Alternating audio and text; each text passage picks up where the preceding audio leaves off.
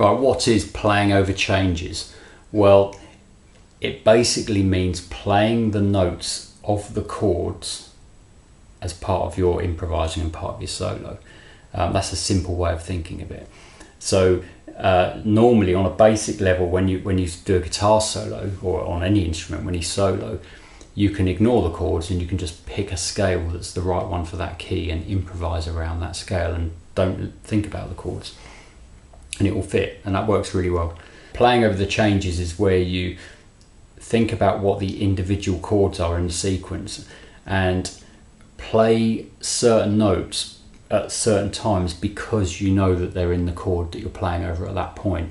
So to illustrate this, I'll just take a sequence that you're probably familiar with, like maybe a 12-bar blues in the key of A major. So the main chords you would normally have for this would be some kind of A, some kind of D, and some kind of E. Usually dominant chords, but for this what I'm going to do is use an A6, which is this chord, and I'll use a D9,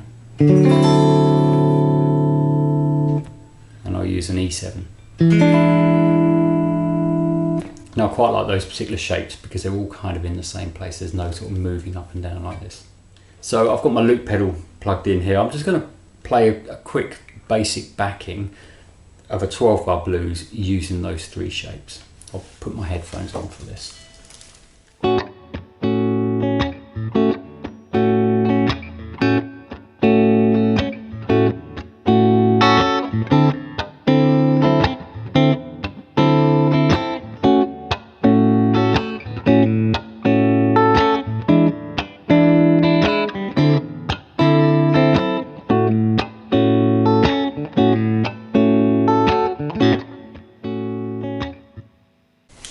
Okay, so what I did there was just play through a basic 12-bar using those particular shapes for the A, the D and the E.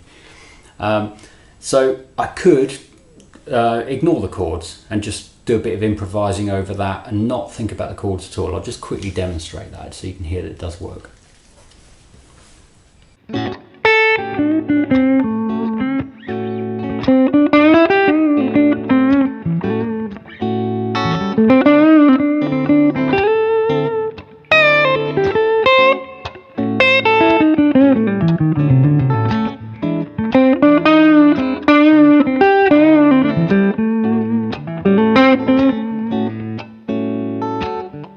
Okay, now that works, and you'll already know about that, I'm sure. So that's a really good way to play, especially for blues.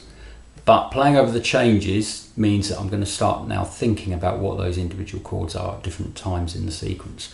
So let's take the first chord, the A6. Every time I know that the A6 is being played in that sequence, I'm going to try to aim for notes that maybe aren't in the A blues scale I was just using, but are in the chord. So one that really stands out is this note, and another one is that one, because those two notes are in the chord but they're not in the blues scale. So that means if I accentuate those notes or actually play them when I'm on that chord on the sequence on the A6, I'm going to be playing over that change or playing over that chord. Another phrase you may have heard people talking about is target notes. And this is the same thing. I'm targeting these two notes, well I will be, when I know that the sequence is at the A6 chord. Okay, so for the other two chords I'm going to ignore them for the moment and just play blues scale. But when I know it's on the A6, I'm going to try and target those two notes. One thing I want to quickly point out is I'm going to let it go around twice, and the first time I'm not going to hit the target notes, and I'm going to do it on the second time. So I'm sort of warming up to it then. Okay, here we go.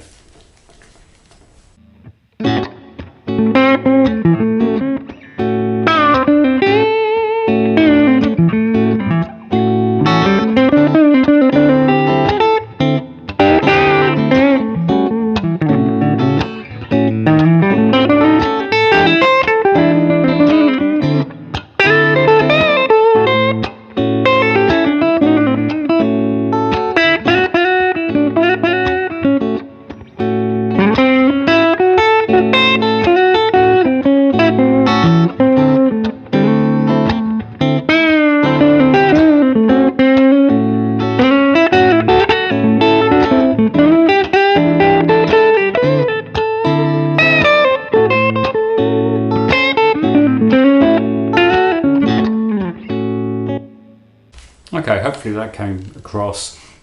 I ignored the chords on the first time and just played blues scale, and then on the second sequence of 12 bars, when I was on the A6 chord, I tried to target those two notes.